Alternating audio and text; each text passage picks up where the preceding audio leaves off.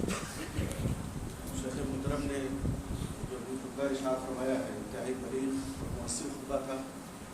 اللہ شیخ محترم کو خیر عطا فرمائے.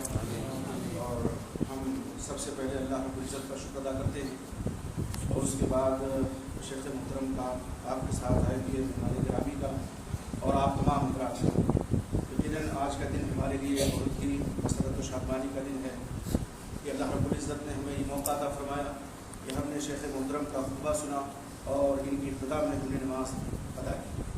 اللہ رب العزت ہماری آگ بھی یہاں کی حاصل قبول فرمائے. شیخ محترم نے حقیقت اسلام پر روشنی ڈالی کہ اسلام کی حقیقت کیا ہے. میں خلاصہ پیش کروں گا, وقت کافی ہو چکا ہے, آپ کو کھانا بھی کھانا ہے. اسلام کہتے کسے ہیں اور اسلام کی حقیقت کیا ہے. بہت سے لوگوں نے اسلام کا معنی کچھ اور سمجھ رکھا ہے اور یہاں دو اسلام بنا رکھا ہے لوگوں نے, جبکہ حقیقی اسلام وہ ہے جو اللہ رب العزت نے نازل فرمایا ہے. اللہ رب العزت نے قرآن مجید میں فرمایا سورہ مائدہ میں الیوم اکملت لکم دینکم واتممت علیکم نعمتی ورضیت لکم الاسلام دینا. آج کے دن میں نے تمہارے اوپر تمہارے دین کو مکمل کر دیا, اپنی نعمت تمہارے اوپر میں نے پوری کر دی اور بحیثیت دین میں نے تمہارے لیے اسلام کو پسند کیا, اسلام سے راضی ہوں. تو جس دین سے, جس اسلام سے اللہ رب العزت راضی ہے وہ کون سا اسلام ہے؟ جو اللہ رب العزت نے محمد رسول اللہ صلی اللہ علیہ وسلم کا نازل ہے. ایسا نہیں ہے جہاں آج ہم دیکھتے ہیں بہت سی جماعات ہیں, بہت سے فرق ہیں اور امت ایک دم بڑھ چکی ہے فرقوں اور جماعتوں میں, اور ہر شخص جس جماعت میں ہے اس میں خوش ہے. جیسا کہ اللہ رب العزت نے فرمایا وَكُلُّ حِزْبٍ بِمَا لَدَيْهِمْ فَرِحُونَ, کہ ہر گروہ اور ہر جماعت جو کچھ اس کے پاس ہے اسی میں وہ خوش ہے. اور ہر جماعت یہ کہتی ہے کہ وہ اسلام حقیقی ہے جو ہمارے پاس ہے, یہ اسلام حقیقی. جبکہ حقیقی اسلام وہ ہے جس کو اللہ رب العزت نے پسند فرمایا. حقیقی اسلام وہ ہے جس سے اللہ رب العزت راضی ہے اور اللہ رب العزت نے اس آیت میں اس کی وضاحت فرما دی. دیکھیے ہمارے آبا و اجداد پر جب اسلام آیا ان کے لیے اور ان کے زمانے میں جزیرے عرب میں, تو ایسی قوم پہ سب سے پہلے اسلام آیا جو اللہ کو پہچانتی تھی قوم. ایسا نہیں ہے کہ عرب کے لوگ اللہ کی معرفت نہیں رکھتے تھے, اللہ کی پہچان نہیں رکھتے تھے. نہیں, وہ اللہ کی معرفت بھی رکھتے تھے, پہچانتے تھے بھی اللہ کو, اور اللہ کے لیے کچھ عبادتیں بھی کرتے تھے. اور ایسا بھی نہیں ہے کہ عرب کے لوگ اللہ سے محبت نہیں کرتے تھے, بلکہ وہ محبت کرتے تھے. اور وہ کیا کرتے تھے؟ ان عبادتوں کے ساتھ, اللہ کی معرفت کے ساتھ اور اللہ کی محبت کے ساتھ وہ کیا کرتے تھے؟ وہ یہ چاہتے تھے کہ ان کے ذریعے سے اللہ تک پہنچے. وہ ان تمام عبادات کے ذریعے سے اللہ تک پہنچنا چاہتے تھے. شیخ محترم نے فرمایا کہ میں اس کو دلیل کے ساتھ آپ سے ذکر کروں گا, صحیح بخاری و مسلم کے حوالے سے اور قرآن مجید کی آیات کے حوالے سے. سورہ مومنون کی آیت شیخ محترم نے پڑھی. اللہ رب العزت فرماتے ہیں قُلْ لِمَنِ الْأَرْضُ وَمَنْ فِيهَا إِن كُنتُمْ تَعْلَمُونَ. آپ کہیے کہ یہ زمین اور جو کچھ زمین میں ہے, یہ زمین کس کی بنائی ہوئی ہے؟ زمین میں جتنی چیزیں ہیں ان کو بنانے والا کون ہے؟ اگر تم جانتے ہو تو بتاؤ. انہوں نے کیا جواب دیا کہ لات و عزا نے بنایا ہے, منات نے بنایا ہے, ہمارے ان معبودات نے بنایا ہے. نہیں, بلکہ انہوں نے کیا کہا؟ زمین اللہ کی, زمین میں جتنی چیزیں ہیں وہ سب اللہ کی. اور اسی طرح سے اللہ رب العزت نے کیا فرمایا؟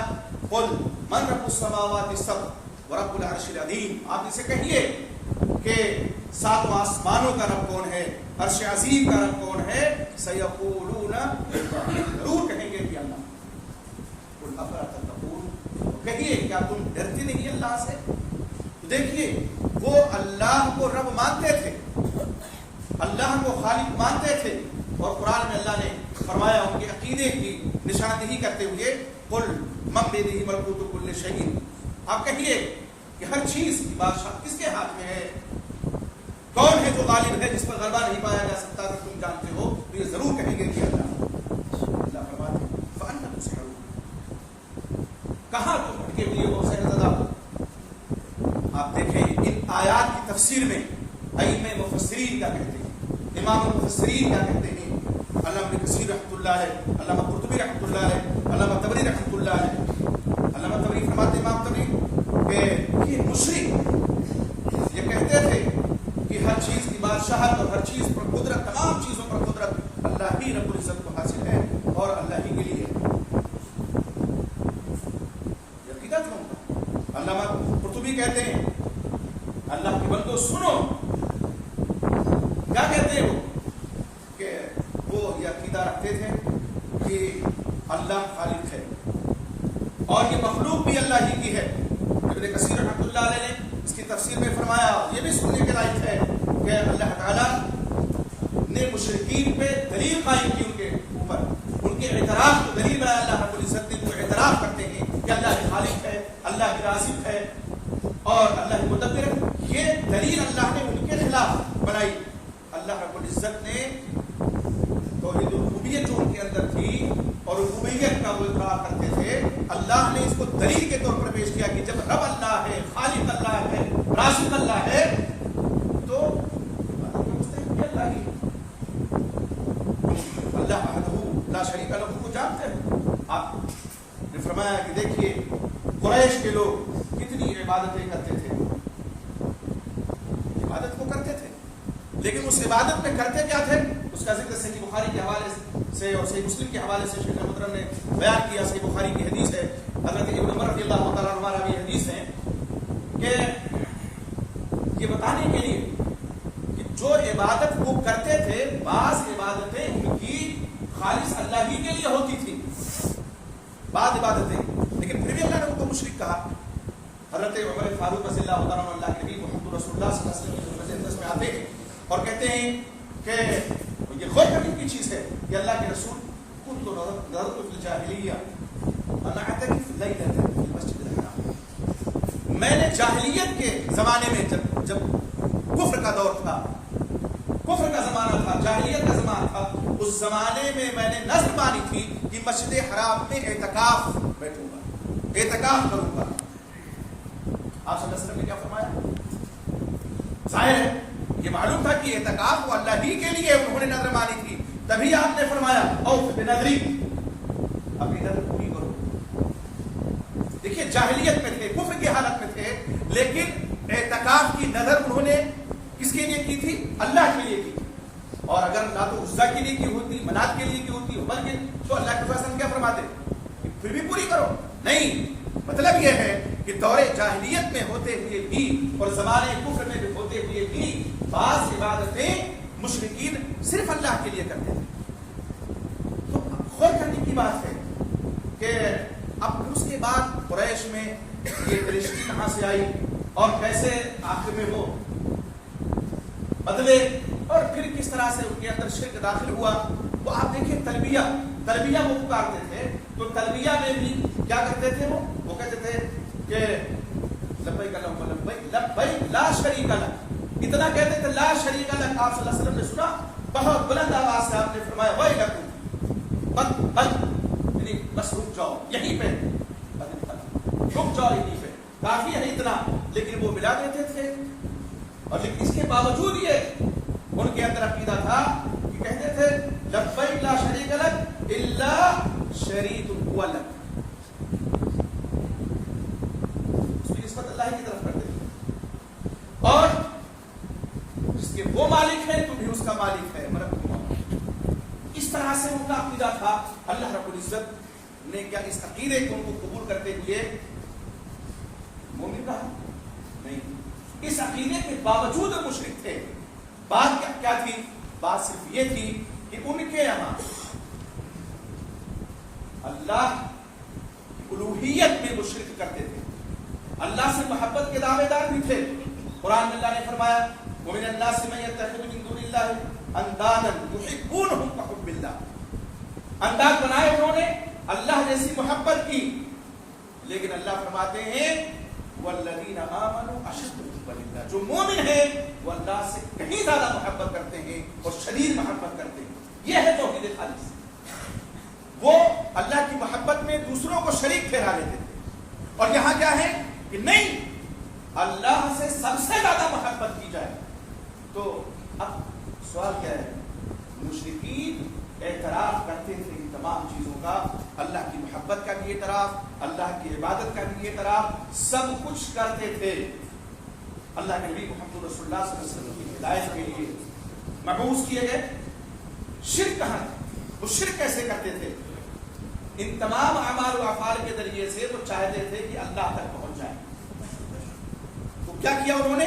اللہ اور اپنے بیچ میں کچھ وسیلہ بنا لیا، اولیاء بنا لیے کہ یہ ہم کو اللہ تک پہنچائے گا۔ یہ سب سے بڑی ٹریجڈی ان کے لیے تھی۔ اور شرک یہ تھا کہ اللہ سے محبت کا بھی دعویٰ ہے، اللہ کی عبادت بھی کسی نہ کسی طرح سے کر رہے ہیں، لیکن اللہ تک پہنچنے کے لیے انہوں نے اولیاء کو بیچ میں داخل کر دیا۔ یہ بنیادی غلطی ان کی تھی، اور اسی لیے وہ مشرک کہے گئے۔ اللہ تعالیٰ نے کیا فرمایا؟ الا للہ الدین الخالص، خالص دین، خالص عبادت صرف اللہ کے لیے، بیچ میں بچوریا نہیں ہونا چاہیے۔ اب اور معبود کے بیچ میں کسی اور کو نہیں آنا ہے، ڈائریکٹ اللہ سے تعلق ہونا چاہیے۔ آپ دیکھیے اللہ رب العزت کیا فرماتے ہیں؟ والذین اتخذوا من دونه اولیاء، کیا کہتے تھے؟ ما نعبدهم الا ليقربونا الى الله زلفى، ہم تو ان کو اس لیے پوچھتے ہیں تاکہ یہ ہمیں اللہ کے قریب کر دیں۔ یعنی مقصد ان کا اللہ کا قرب ہی حاصل کرنا تھا، لیکن ذریعہ ان کا غلط تھا، اس لیے اللہ رب العزت نے اس کو شرک قرار دیا اور ان کو مشرک۔ اللہ تعالیٰ نے کیا فرمایا ہے؟ وَيَعْبُدُونَ مِن دُونِ اللَّهِ مَا لَا يَضُرُّهُمْ وَلَا يَنفَعُهُمْ وَيَقُولُونَ هَؤُلَاءِ شُفَعَاؤُنَا عِندَ اللَّهِ۔ تو اس طرح اس کو اللہ نے عبادت قرار دیا۔ یہ بھی عبادت ہے کہ آپ کوئی وسیلہ بنائیں اللہ تک پہنچنے کے لیے، کہ ہماری عبادتیں، ہماری یہ عادتیں، ہماری نظر، یہ فلاں ولی و فلاں بزرگ یہ پہنچا دیں گے اللہ۔ یہ کہتے تھے کہ ہمارے سفارشی ہیں اللہ کے نزدیک۔ اب وہ معبود کا رشتہ بڑا مضبوط ہوتا ہے، سفارشی کی تو ہوتی ہے۔ شیخ مطلب نے کہا میں اللہ کا واسطہ دے کر کے آپ سے سوال کرتا ہوں، کیا ایسا نہیں ہے کہ جو قریش کے لوگ اس زمانے میں کرتے تھے جب اللہ کے نبی محمد رسول اللہ صلی اللہ علیہ وسلم کی بعثت ہوئی، کیا اسی طرح آج کے بہت سے مسلمان نہیں کر رہے؟ یقیناً کر رہے ہیں۔ وہ یہی کہتے تھے کہ ہم جو کچھ عبادت کرتے ہیں تو اللہ ہی کے لیے کرتے ہیں، بس ہم نے ان کو بیچ میں واسطہ بنا لیا ہے، یہ ہمارے ولی ہیں، یہ ہمارے بزرگ ہیں۔ اور اس طرح سے وہ یہ بھی کہتے تھے کہ لا نعبدهم الا ليقربونا الى الله، ہم تو ان کو اس لیے پکارتے ہیں تاکہ اللہ کے قریب ہو۔ آج بھی بہت سے لوگ نذر ہے، نیاز ہے، ذبح ہے، یہ دوسروں کے لیے کرتے ہیں، اور مقصد ان کا بھی یہی ہوتا ہے کہ اللہ کی نزدیکی حاصل ہو جائے، اللہ کا قرب حاصل ہو جائے۔ تو آپ دیکھیے دونوں کے عقیدے میں کیا فرق ہے؟ اگر دیکھا جائے تو یقیناً کوئی فرق نہیں ہے، کوئی فرق نہیں۔ یہیں سے اسلام میں انحراف آیا۔ تو حقیقی اسلام وہ جو اللہ رب العزت نے قرآن میں ذکر کیا، جو اللہ کے نبی محمد رسول اللہ صلی اللہ علیہ وسلم لے کر کے آئے، اور بعد میں لوگوں نے اسلام کے نام پہ ایک دوسری چیز بنا لی اور اس کو اسلام کا نام دے دیا۔ تو حقیقت اسلام کا اعتراف، حقیقت شرک کا اعتراف، جب تک ہم شرک کی حقیقت نہیں سمجھیں گے، اسلام کی حقیقت نہیں سمجھیں گے، ظاہر ہے لوگ شرک میں اسی طرح مبتلا ہوتے ہیں۔ لوگوں نے اسلام کی حقیقت کو سمجھنا چھوڑ دیا، شرک کی قباحت اور حقیقت کو سمجھنا چھوڑ دیا، شرک میں دوبارہ پھر آ گئے، اللہ سے عافیت چاہتے ہیں۔ دیکھیے سب سے بڑی جو چیز ہے وہ کہاں ہے جس کی وجہ سے آج لوگ اس طرح کے شکار ہیں؟ وہ یہ ہے کہ لا الہ الا اللہ کا معنی لوگ نہیں سمجھتے۔ اگر کسی سے پوچھا جائے کہ لا الہ الا اللہ کا مطلب کیا ہے تو کہیں گے لا خالق الا اللہ، اللہ کے علاوہ کوئی خالق نہیں ہے، اللہ کے علاوہ کوئی رازق نہیں ہے۔ یہ تو مکہ کے مشرکین بھی کہتے تھے۔ ان سے جب پوچھا جاتا تھا کہ بل انسان تم من خلق السماوات والارض، آپ ان سے پوچھیے زمین و آسمان کو کس نے پیدا کیا، تو یہ ضرور کہیں گے کہ اللہ۔ ان سے پوچھیے آسمان سے روزی کون دیتا ہے، تو یہ ضرور کہیں گے کہ اللہ۔ تو یہ تو ان کا بھی عقیدہ تھا۔ مطلب کیا ہے؟ لا الہ الا اللہ کا وہ مفہوم نہیں ہے جو بہت سے لوگ سمجھتے ہیں، بلکہ لا الہ کا مطلب کیا ہے؟ لا الہ بحق الا اللہ، یہ اللہ کے علاوہ کوئی معبود برحق نہیں ہے۔ اور اسی لیے اس کلمے کو توحید الوہیت جسے کہتے ہیں اللہ، اس کلمے موجود ہے، اللہ کے علاوہ کوئی معبود برحق نہیں ہے۔ یہ معنی ہے لا الہ الا اللہ کا، یہ معنی نہیں ہے کہ لا خالق الا اللہ ولا رازق الا اللہ، یہ معنی نہیں ہے کہ تو وہ بھی عقیدہ رکھتے تھے اور پھر بھی اللہ نے ان کو مشرک کہا. شیخ نے فرمایا کہ اللہ کے بندو اگر یہ سب تم جان لو گے تو اللہ کی عبادت تک پہنچ جاؤ گے اور اس اسلام تک پہنچ جاؤ گے جس اسلام کو اللہ چاہتا ہے، جس اسلام سے اللہ رب العزت راضی ہے، اس اسلام تک تمہاری رسائی ہو جائے گی. اور اسی طرح سے جان لیجئے کہ اللہ رب العزت نے یہ کوئی فرق نہیں کیا ہے شرک میں کہ دوسرا کوئی کرے تو وہ مشرک ہے اور یہی عمل اگر کسی ولی سے، کسی نبی سے اور کسی رسول سے اگر صادر ہو تو وہ موحد ہوگا. نہیں، کوئی فرق اللہ نے نہیں کیا. کتنی بھی ان کی شان عظمت والی کیوں نہ ہو، کتنا بھی کسی کا مقام کیوں نہ بڑا ہو، اگر شرک پایا گیا تو بہرحال اللہ رب العزت کیا فرماتے ہیں؟ ایسے لوگ جنت میں داخل نہیں. سورہ زمر میں اللہ رب العزت نے محمد رسول اللہ صلی اللہ علیہ وسلم کو خطاب کرتے ہوئے اور تمام انبیاء کرام علیہ الصلوۃ والسلام بارک اللہ نے کیا فرمایا؟ وَلَقَدْ أُوحِيَ إِلَيْكَ وَإِلَى الَّذِينَ مِن قَبْلِكَ لَئِنْ أَشْرَكْتَ لَيَحْبَطَنَّ عَمَلُكَ. بے شک ہم نے آپ کی طرف وحی کی اور آپ سے پہلے جتنے انبیاء گزرے، حضرت ابراہیم، حضرت اسماعیل، حضرت اسحاق، حضرت یوسف، حضرت موسیٰ، حضرت عیسیٰ، حضرت زکریا علیہ السلام، جتنے انبیاء کرام علیہ السلام گزرے سب کی طرف یہ وحی اللہ رب العزت نے سب کی طرف کیا کہ اگر شرک کرو گے عمل برباد ہو جائے گا اور تم ضرور خسارہ پانے والوں میں ہو جاؤ گے. وَلَتَكُونَنَّ مِنَ الْخَاسِرِينَ. فرمایا إِنَّهُ مَن يُشْرِكْ بِاللَّهِ، اللہ کے ساتھ جو شرک کرتا ہے تو اللہ رب العزت کیا کرتے ہیں؟ حرم اللہ علیہ الجنہ، اللہ جنت حرام کر دیتے ہیں ایسے شخص پہ، اور کتنی عظمتوں والا کیوں نہ ہو، کتنی بزرگی والا کیوں نہ ہو اور کتنی عظیم شان اس کی کیوں نہ ہو. جیسے اللہ کے علاوہ کسی کے نام پہ ذبح کرنا یا اللہ کے علاوہ مدد کے لیے کسی کو پکارنا، المدد یا رسول اللہ، العبید یا شیخ عبد القادر جیلانی، اور اسی طرح سے بہت سے امور جو دوسروں کے لیے انجام دیتے ہیں لوگ. اللہ رب العزت، ظاہر سی بات ہے، نبی ہو، ولی ہو، کوئی بھی ہو، جب اللہ نے ان کے بارے میں یہ فرما دیا تو ہما شمار کس شماروں کے دار نہیں. ہمیں تو اپنے انجام کا بھی پتہ نہیں ہے. اللہ رب العزت نے انبیاء کرام علیہ السلام کو خطاب کرتے ہوئے فرمایا، ان کی جانب وحی کرتے ہوئے اللہ رب العزت نے فرمایا کہ اگر شرک کرو گے سارے اعمال تمہارے غارت ہو جائیں گے، ساری عبادتیں برباد ہو جائیں گی، اور جو شرک کرتا ہے اس کا انجام کیا ہے؟ جہنم ہے، اور جنت میں ایسا شخص نہیں جا سکتا. اس کا ٹھکانہ کیا ہے؟ مأواہ النار، ٹھکانہ جہنم ہے، اور ظالموں کا کوئی مددگار نہیں ہوگا.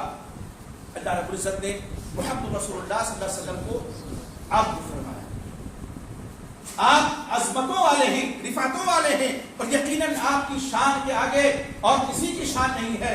بعد از خدا بزرگ حصہ مختصر، اللہ کے بعد آپ کی ذات گرامی ہے، لیکن پھر بھی آپ عبد ہیں، اور اس عبدیت پہ اللہ کے نبی محمد رسول اللہ صلی اللہ علیہ وسلم کو فخر بھی تھا. قرآن مجید میں اللہ رب العزت نے فرمایا اور اس معجزے کا ذکر کیا جو صرف آپ کو حاصل ہوا معراج کا، سبحان الذی اسری بعبدہ. لیکن اللہ نے یہاں کیا فرمایا؟ پاک ہے وہ ذات جو راتوں رات اپنے بندے کو لے گئی. کون سے بندے؟ محمد رسول اللہ صلی اللہ علیہ وسلم. تو یہ مقام عبدیت جس کو مل جائے یقیناً وہ شخص فضیلتوں والا ہے، اور جب مقام عبدیت کے ساتھ مقام رسالت بھی جڑ جائے تو ظاہر بات ہے اس سے کوئی نہیں کر سکتا. شیخ محترم نے آخر میں ایک بہت بڑی وصیت کی ہے جس سے آج لوگ غافل ہیں، اور آٹھی گھاٹی 360 کے لوگ سیاہ ہو چکے ہیں کہ جمعہ کو نماز پڑھتے ہیں. دیکھیے نماز شان عبادت ہے، اسلام کا دوسرا رکن ہے، اور اللہ کے نبی محمد رسول اللہ صلی اللہ علیہ وسلم نے فرمایا کہ من ترک الصلاۃ متعمدا فقد کفر، جس نے جان بوجھ کے نماز چھوڑ دی اس نے کفر کیا. علماء عرب کہتے ہیں کافر ہو گیا، یہ ان کا فتویٰ ہے. اور آپ صلی اللہ علیہ وسلم نے فرمایا کہ بین العبد و بین الکفر ترک الصلاۃ، بندے کے درمیان اور کفر کے درمیان جو چیز ہے وہ کیا ہے؟ نماز کا چھوڑ دینا ہے. نماز پڑھو گے یہ ایمان کی علامت ہے، نماز چھوڑ دو گے یہ کفر کی علامت ہے. تو نماز کی تلقین کی، اور یقیناً اس کی طرف بہت سے لوگ غافل ہیں اور توجہ نہیں دیتے ہیں، اور یہ کہتے ہیں کہ بس جمعہ اور جمعہ کو ہم نے حاضری دے دی تو اللہ کے رسول نے جو فرمایا ہے کہ یہ کفارہ ہو جائے گا گناہوں کا جمعہ سے جمعہ تک. تو گناہوں کا کفارہ کب ہوگا؟ جب بقیہ نمازیں بھی ہم پڑھتے رہیں گے. ایسا نہیں ہے کہ جمعہ کو حاضری دی پھر ایک ہفتے بعد دوسرے جمعہ کو حاضری دی اور بیچ میں جتنے گناہ کرتے جائیں ترک صلاۃ کرتے جائیں اللہ کفارہ کر دیں گے. ترک صلاۃ کا کوئی کفارہ نہیں ہے سوائے نماز پڑھنا. تو یہ شیخ محترم نے فرمایا. شیخ کہتے ہیں کہ ایسا شخص حرامی کے معنی ڈاکو کے ہوتے ہیں, چور کے ہوتے ہیں. حرامی کے معنی وہ نہیں ہوتے ہیں جو ہم لوگ سمجھتے ہیں. حرامی کے معنی ڈاکو کے ہوتے ہیں. اور شیخ نے کوئی صاحب بھی بات کر رہے ہیں تو خطبے میں یقیناً تنبیہ کرنی چاہیے. اللہ کے نبی محمد رسول اللہ صلی اللہ علیہ وسلم نے بھی یہ تنبیہ فرمائی. اور مسائل الاعتقاد لا يدخلون في الفقه مع هؤلاء. أول شيء يقدمون الاعتقاد. سب سے پہلے شیخ کہتے ہیں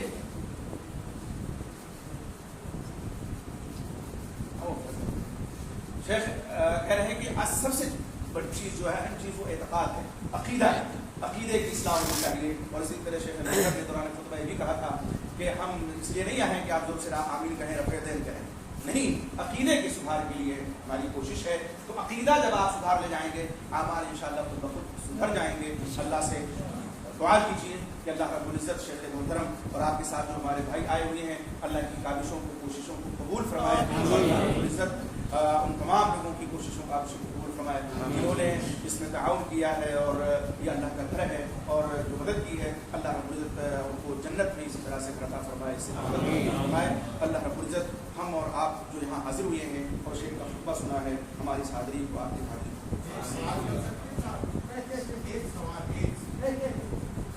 اولا انا نسيت هذا لكن لا مانع من ذكري بعد الخطبه لا يشبه الا ملائكه. انا لا اريد ان اكيل له اولا يترجم هذا تعال يا شيخ البيت شاهد مبين ولا يترجم مثل هذا, هو يقص الحياه. الشيخ شهاب الدين اعرفه تقول 10 كلمات 10 كم يعني بيت 5 دس هو يجيب هيك و9 هذا يقص. اولا نحن نشكر شيخنا نشكر الله ثم شيخنا وحبيبنا وصاحبنا وصديقنا وعيننا والرجل الذي نسأل الله أن يثقل له الموازين. آمين. ليس منهج أهل السنة والجماعة الثناء في وجه الرجل, لكن نحن نقول الله يجزاه الجزاء. يعني أريد أن أتكلم كلام كثير لكن ما ينبغي الإنسان أن يمدح الإنسان, لكن نسأل الله العظيم رب العرش العظيم ونحن في بيته سبحانه وتعالى أن يحفظه وأن يطيل عمره ويصلح عمله ويفرحه بأهله وذريته. قل آمين. وأشكر إخواني أهل الحديث, مرحبا أهلا وسهلا, مرحبا في السنة في صحيح البخاري, مرحبا بعض الناس مرحبا عندي في السنة, مرحبا بالقوم غير الخزائن, أهلا وسهلا. أهل الحديث رجال أسود ما شاء الله لهم جهود, أشكرهم كلهم. ثم أوصيكم بالوصية, أدعموهم بالدعاء بالمال بالنفس, كل شيء تستطيع أن تعمل واعمل. فهؤلاء الناس أشهد بالله أني جئت وهم يدعون إلى التوحيد. فأنا أوصي نفسي وأخواني بهذا, وأوصي طلبة العلم من أهل الحديث بعضهم صراحة فيهم شدة, رفعوا اليدين آمين. أنت مجنون؟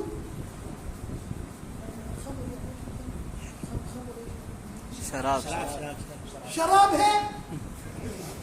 ہے مجنون. الرجل يشرك بالله وأنت تقول له ارفع يديك ارخي يديك. الرجل لو كان يطبق السنة كلها الله لن يقبل منه. فانتبهوا لا تضلون الناس, استمروا على دعوة الشيخ. والله الشيخ لا يجامل أحد. رأيت عنده منشورات يدعو إلى هذا, يقول خلافنا مع القوم في العقيدة, سيروا على ما سار عليه الرجل. فجزا الله خير الشيخ. وهذه كلمة لو قلتها كان الشيخ يقصها, هو يقول كل هذا الشيخ يقصها. وأشكر الدكتور شاهد مبين أخي وصاحبي فنعم الرجل. شیخ نے مجھے اس لیے کھڑا کیا ہے کہ شیخ کو کچھ کلمات کہنے تھے فضیلت الشیخ شہاب الدین مدنی حفظہ اللہ کے سلسلے میں. تو انہوں نے کہا کہ اگر میں وہ کلمات کہوں گا تو شیخ اس کا ترجمہ کریں گے نہیں, وہ اس کو کاٹ دیں گے, اسے ختم کر دیں. تو میں عرض کرتا ہوں کہ फजीलत शेख शहाबुद्दीन اقصد मेरे يقص आंखों का नूर हैं, दिल का सुरूर हैं। معلش هيك اقصد يقص الثناء عليه. मैंने ये आपके सामने फिर कहा कि अगर मैं तारीफ़ करूँगा, अल्फाज बयान करूँगा, तो शेख अपनी तारीफ़ तो जाहिर बात है वो काट देंगे, ख़त्म कर देंगे। इसलिए मैंने बुलाया है इनको कि ताकि वो बताएं। शेख ने बड़ी तारीफ़ की कि वाकई सही माने में बाअमल है, आलिम हैं, इल्म से भरपूर हैं, और वाकई जिस कदर वो फ़िक्र करने वाले हैं अक़ीदे की, और जिस तरह इस्लाह करने वाले हैं, बहुत कम ऐसे लोग होते हैं। और इसमें कोई शक नहीं कि मैं आप सबसे दरख्वास्त करता हूँ कि सारे लोग जो भी हो सके जिस तरह भी वो इनका ताउन करें, मदद करें। यहाँ तक कि अगर आप कुछ नहीं कर सके तो कम से कम इनके हक़ में आप दुआ करें। और मैं एक बात आपसे ज़रूर कहना चाहता हूँ और साफ तरीके से कहना चाहता हूँ कि आप इस अक़ीदे के सिलसिले में बहुत ज़्यादा मुतहम्मिस हो और अक़ीदे के सिलसिले में आप फ़िक्र करने वाले हो। रह गई वो फ़िक़ही मसाइल, रफ़अ दैन या आमीन कहना, तो आप यकीन माने कि ये मसाइल फ़ुरूई हैं और नीचे के दर्जे के। उससे कहीं ज़्यादा अहम मसाइल हैं वो अक़ीदे के। आप खुद अंदाज़ा करें कि एक आदमी जो मान लीजिए नमाज़ों का भी पढ़ने वाला है और इबादतें भी करने वाला है, लेकिन उसका अक़ीदा मुशरिकाना है, तो क्या वो जन्नत में जाएगा? वो जन्नत में नहीं जाएगा। ये आमाल उसे जन्नत में दाखिल करने वाले नहीं बनेंगे। लिहाजा आदमी को चाहिए कि पहले अक़ीदे की इस्लाह करें। अक़ीदा शिरकिया नहीं होना चाहिए और उसके सिलसिले में कोई कंप्रोमाइज़ नहीं होना चाहिए। पहला अक़ीदा हो और उसके बाद फिर आमाल धीरे धीरे इंशाअल्लाह अल्लाह रब्बुल इज़्ज़त उनमें इस्लाह पैदा करेगा और वो सही करेगा। तो एक मरतबा शेख ने फिर तारीफ़ की हमारे फज़ीलतुल शेख की और अहलुल हदीस की ख़ास तौर से, और कहा जो अहले हदीस हैं, अहले हदीस अल्लाह के नज़दीक बड़े मुकर्रम हैं, बड़े मुहतरम हैं, और वो बहुत इस ज़मीन के ऊपर वो अल्लाह का नूर है। लिहाजा जो अहले हदीस हजरात हैं वो अपने अक़ीदे में सलाबत और पुख्तगी पैदा करें और आमाल के अंदर बिल्कुल कोताही न करें, आमाल के लिहाज से भी जम जाए, और इस तरीके से वो इस दुनिया में अल्लाह की गवाही देने वाले हैं। अल्लाह ताला आप सबको बरकत अता फरमाए, आने वालों को कबूल फरमाए, और हमारे हज़रत शेख की और फज़ीलतुल शेख अमीर हफ़िज़हुल्लाह की और दूसरे जो ज़िम्मेदारान हैं उन सब की उम्र में बरकत अता फरमाए, और तमाम अहले हदीसों को, मुमिनीन मुवह्हिदीन को अल्लाह रब्बुल इज़्ज़त इस दुनिया में और आखिरत में सुरख़ुरू फरमाए। और अल्लाह ताला फज़ीलतुल शेख की उम्र में बरकत अता फरमाए में, और हमारे फ़ाज़िल दोस्त जनाब हानी साहब तशरीफ़ फरमा हैं जो मस्जिद में जिन्होंने किया है, अल्लाह रब्बुल इज़्ज़त इनके तमाम अमाल को कबूल फरमाए, और सारे के सारे लोग मिलकर एक दूसरे का ताउन करें और एक दूसरे की मदद करें। जो मामूर हैं वो अमीर का ताउन करें, जो और बाकी लोग हैं वो सारे लोग एक मिलकर एक जमात बन जाएँ, एक कड़ी बन जाए। हाज़ा माइंदी السلام एक एक दो दो नहीं. अभी जब आप लोग सलाम किए मुसाफिर किए तो एक एक करके कीजिए, सब एक साथ बोल कीजिए, परेशान न हो। ولا تقتلوا أنفسكم. आपको परेशानी में मत डालिए। नहीं एक एक أنا جالس. आप लोगों के ज़ुबाने का इंतज़ाम है, पैकेट आप लोगों को दी जाएगी इंशाअल्लाह। शेख मोहतरम से सलाम करने के बाद अपना ज़ुबाना लें। एक ऐलान करना था, कुछ अहबाब हमारे शेख वाली तरफ से आए हुए हैं और एक किसी मस्जिद के ताउन